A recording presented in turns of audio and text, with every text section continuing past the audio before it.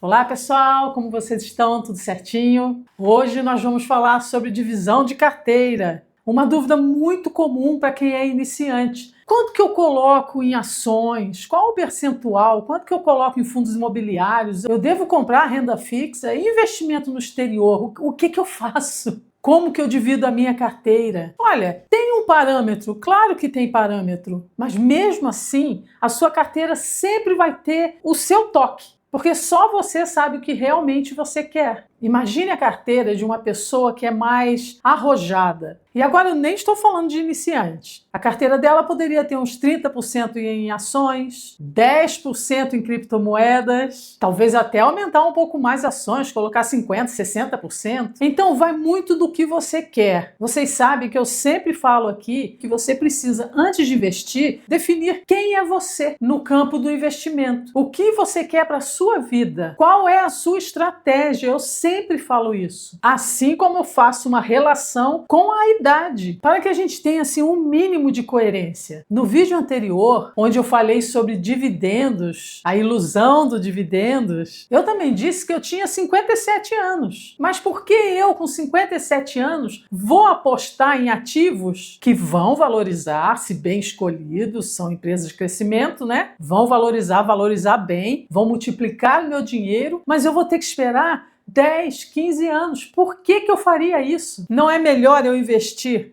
em empresas que já estão sólidas no mercado, que crescem sim, não é que elas não cresçam não, crescem, elas investem em si próprias, elas se mantêm a cada ano crescendo um pouco mais, não tanto quanto as empresas de crescimento, que ainda estão pequenininhas, tem um chão ainda para caminhar e tem muitas oportunidades. Então, para mim, é bem melhor as que pagam dividendos, as que a gente chama de previdenciária, aquela que vai lhe dar uma aposentadoria ou complementar a aposentadoria que vem do governo, né? Que não é lá aquilo tudo. Para se viver, não. Então, em primeiro lugar, em que momento você está na sua vida? Idade. Você está entre 20 e 35 anos, quer apostar mais em empresas de crescimento, porque conforme elas forem crescendo, depois eu posso vender um pouquinho, e aí pego esse dinheiro e invisto em previdenciários, porque também tem que pensar no futuro. Não é empresa para você comprar, esperar crescer, vender, pegar o dinheiro, queimar todo. Cada cabeça uma sentença, não é? Mas se você está nessa faixa de idade, para ficar mais clara a comunicação, você pode arriscar um pouquinho mais. Mas se você está acima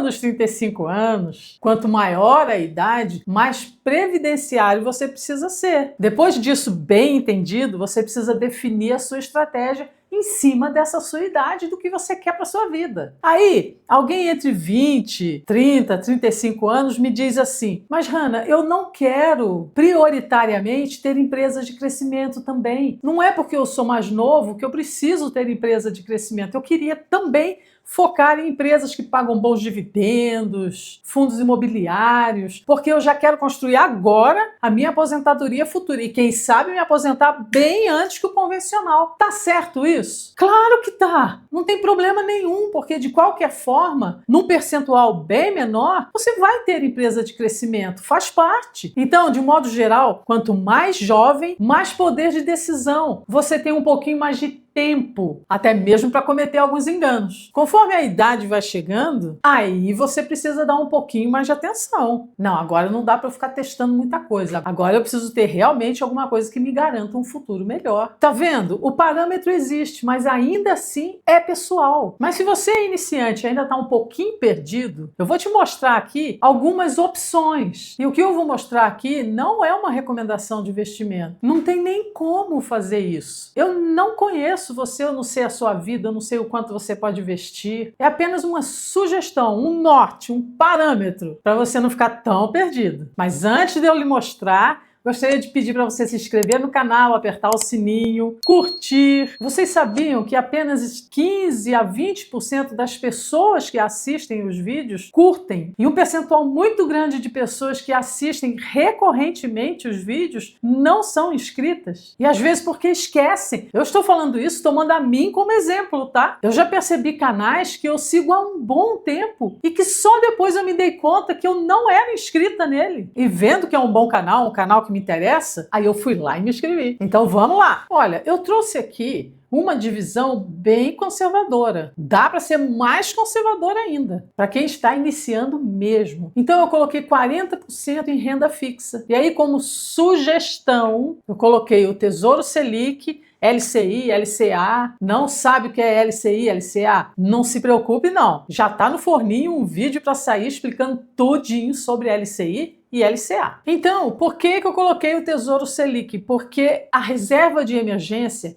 é inegociável. Tem que ter. Como você vai conseguir investir em ações, fundos imobiliários e até outros ativos se você não tem uma reserva de emergência? O que você vai fazer se realmente acontecer uma emergência, seja ela qual for e no nível de emergência que for? Sua geladeira queimou, você bateu o carro, uma doença na família. O que você vai fazer? Tirar dinheiro de ações? De fundos imobiliários? É sério, você vai tirar de investimentos que são voláteis, que assim como você pode tirar com lucro, você pode tirar com prejuízo, e aí vai ter que tirar, porque afinal de contas tem uma emergência aí no meio do caminho. Então, a sua reserva de emergência tem que estar em um local que tenha liquidez praticamente imediata. O Tesouro Selic tem, se você solicitar até 1 hora da tarde, cai no mesmo dia, e se solicitar após esse horário, cai no dia seguinte. E além da liquidez, você precisa ter esse seu dinheiro em um ativo que não tem volatilidade. E o Tesouro Selic até tem volatilidade, mas ela é tão irrisória que muitas vezes nem se percebe. Então, de novo, reserva de emergência é inegociável, você precisa ter. É um acordo que você deve ter com você mesmo. É um acordo de inteligência. Então, ok, perfeito, é inegociável, teremos um investimento no Tesouro Selic, algum ativo que tenha liquidez imediata. Aí os 60% que sobra, você pode colocar 30% em ações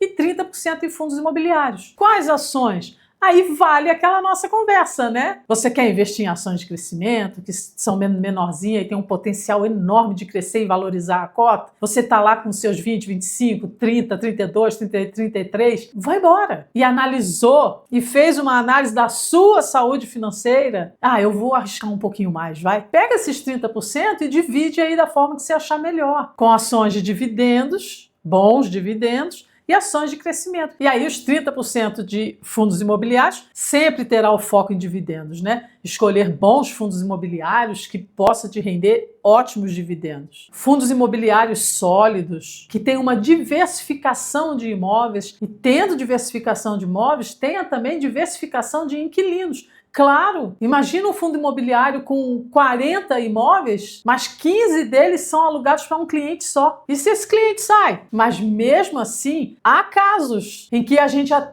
tem uma certa concentração, mas isso ocorre, é um pouquinho mais comum acontecer em fundos de renda urbana. O que são fundos imobiliários de renda urbana? São aqueles que têm imóveis alugados, por exemplo, para grandes supermercados, uma rede, né? Então, no mesmo exemplo, esse fundo tem 40 imóveis, às vezes ele tem 10 alugados para o Pão de Açúcar, para o Carrefour, tem mais um tanto. Olha quanta coisa legal que a gente vai aprendendo a cada vídeo, um pouquinho mais de informação. E se você não viu ainda os vídeos anteriores, esse canal aqui ainda está pequenininho. Ainda dá para você pegar desde o primeiro vídeo e maratonar, porque em cada um deles o conhecimento foi dando um passinho à frente. Então aproveita e dá uma olhadinha lá. Olha só, eu trouxe um outro exemplo que dá para ser mais conservador ainda. A gente aumenta a renda fixa, que é a reserva de emergência, né, para 60%, e aí sobra 20% para ações e para fundos imobiliários, na mesma pegada, valendo a mesma coisa. Aqui, essa visão aqui, essas duas visões, estão focando recebimento de dividendos. Mas como eu falei agora há pouco, você pode, por exemplo, em ações, você pode definir, tá, desses 20% eu vou ter mais ações de crescimento. Tá tudo bem. Aí entra a sua estratégia. Como eu repito estratégia, né? E vou repetir diversas vezes para mostrar o quanto isso é importante. Não tem como você investir se você não sabe o que você está fazendo. Não tem como você investir se você não definiu a sua estratégia. Se ainda não definiu, nem comece a investir. Senta com calma. Você ficou até agora sem investir. Calma. Pensa na sua vida. Define. É isso que eu quero para minha vida. É isso que eu quero para o meu futuro. E para agora, no curto prazo, eu quero umas coisinhas que podem me dar um dinheiro um pouquinho mais rápido. E a aprenda uma coisa: se a chance de ganhar rápido e mais é maior, o risco acompanha, é maior também. Então, não adianta você comparar, por exemplo, o Tesouro Direto, que tem o Tesouro Selic, o Tesouro IPCA, com a valorização de ações, dependendo do momento do país. Pode ser que você esteja ganhando muito mais em ações. Aí o que você pensa? Vou tirar de lá, vou colocar em ações, porque esse negócio de renda fixa não vira nada. Não é para comparar desse jeito. Não quando o seu foco é reserva de emergência. Como investimento para ganhar dinheiro, o Tesouro Selic não é indicado mesmo. Mas o Tesouro IPCA, ele pode lhe dar 30%, 40%. Mas é um jogo de paciência, por causa da marcação a mercado. Isso está muito bem explicadinho nesse vídeo aqui. Eu vou deixar ele no comentário fixado e na descrição do vídeo. Dá uma olhadinha lá para você entender direitinho o que é a marcação a mercado. Não vai comprando Tesouro IPCA assim. Avalia, valoriza o estudo. Então, não compare desta forma um determinado ativo com o outro, porque você, se for comparar, tem que comparar o risco também, senão não faz sentido nenhum. Agora, olha o exemplo de uma carteira, o que você vai caminhando, né? Depois que você começa, você é iniciante, você vai com um pouquinho mais de cautela, e aí depois você vai fazendo outros investimentos. Olha como pode chegar, e de novo eu relembro, isso é uma sugestão, quem vai adaptar é você. Olha como poderia chegar essa carteira. Seria 15% em renda fixa, Selic, IPCA, LCI, LCA. Ué, Hanna, mas aí você diminuiu para 15% minha reserva de emergência? Eu não entendi. Não era inegociável? Olha só, presta atenção, a gente está falando em percentuais. 40%, 60% de uma carteira de 10 mil reais é uma coisa. 15% de uma carteira de 1 milhão é outra coisa. A reserva de emergência vai atender emergências. Uma tranquilidade, uma paz, eu tenho esse dinheiro aqui que eu posso mexer a hora que eu quiser. Com exceção de casos onde você vai colocar no IPCA visando a marcação a mercado. Ou com outro propósito futuro, onde você investe, por exemplo, no IPCA 2029, porque você tem ideia de usar esse dinheiro lá em 2029. Então você quer deixar ele rendendo lá, a inflação mais a taxa fixa, né? Nós já falamos disso nesse mesmo vídeo que eu indiquei agora há pouco, porque em 2029 você quer usar e você não vai mexer nas ações, nos fundos imobiliários e nenhum outro lugar. Então esse percentual pode aumentar por causa disso. Aí a gente poderia ter 25% em ações e 25% em fundos imobiliários. 15% em estoques, REITs. Estoques são ações no exterior.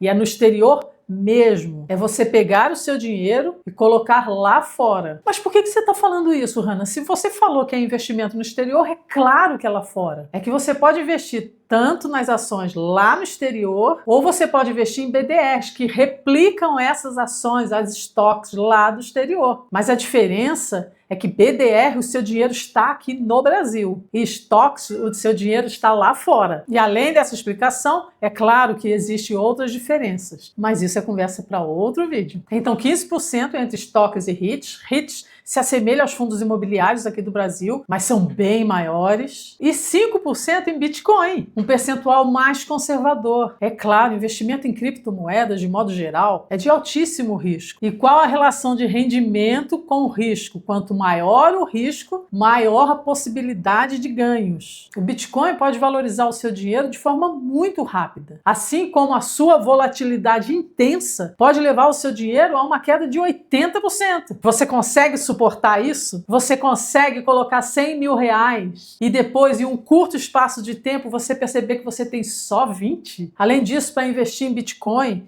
é preciso conhecer um pouquinho mais esse mercado. Existe um momento onde é chamado de inverno cripto, onde o Bitcoin ele cai, realmente, ele cai a 80%. E ele fica assim 1, 2 anos. E é preciso ter estômago e conhecimento para te tranquilizar que um tempo depois ele pode subir a 100, 200%. Mas eu penso que esse investimento é lá na frente, quando a pessoa está um pouquinho mais avançada. E ela pode dispor de 5% para investir em Bitcoin. No início, 5% faz muita falta na sua carteira. Você está começando agora. Olha o exemplo da carteira do canal. Eu não falei que iria investir R$500 todos os meses? Pegar R$25 para investir em Bitcoin, que são os 5%, né, de 500, não faz muito sentido nem para a compra do Bitcoin, claro, é sempre o começo, nem para a oportunidade que eu estou perdendo de comprar, por exemplo, 2, quase 3 cotas do MXRF11, que me renderia dividendos, eu estou iniciando. Então, vamos com calma, né? Se a gente fizer a coisa certinho, sem ganância, as chances de você perder dinheiro cai, mas cai muito. E entenda perder dinheiro, você só perde dinheiro se você vende os seus ativos quando eles estão em baixa. Porque o fato de estar em baixa por si só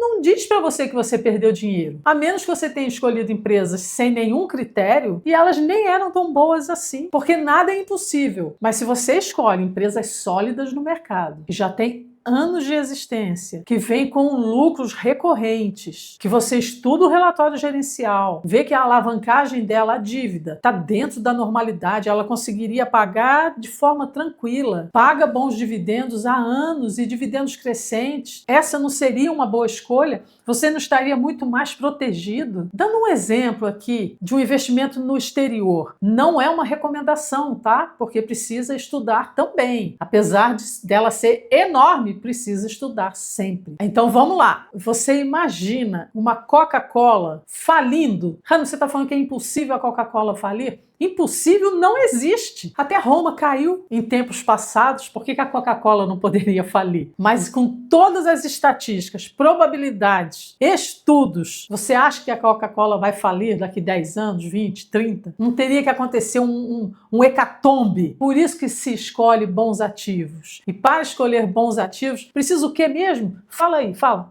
Isso mesmo, precisa estudar. Não seja um aventureiro com os seus recursos, com o seu dinheiro. Mas nem que o dinheiro tivesse caído do céu para você. Você é um herdeiro, nem assim. Você deveria desrespeitar tanto o seu dinheiro, desrespeitar tanto a si próprio. Porque quem gasta desenfreadamente e no campo do investimento, quem investe sem conhecimento, fala, eu vou investir aqui mesmo porque eu vi lá no canal que alguém investiu, eu vou investir também, está se desrespeitando. Mas você, eu tenho certeza que não é essa pessoa. Educação financeira é raridade aqui no nosso país. Educação financeira eu estou falando desde o comecinho. Não gastar mais do que ganha, não comprar por impulso, saber que existe um futuro e que todos nós torcemos que esse futuro seja longo e próspero, mas se você gasta tudo enquanto é mais jovem, não pensando no amanhã, meu amigo, em condições normais, você vai alcançar os 40, os 50, os 60, os 80 anos. E você vai viver do quê? Da aposentadoria? Da ajuda, da possível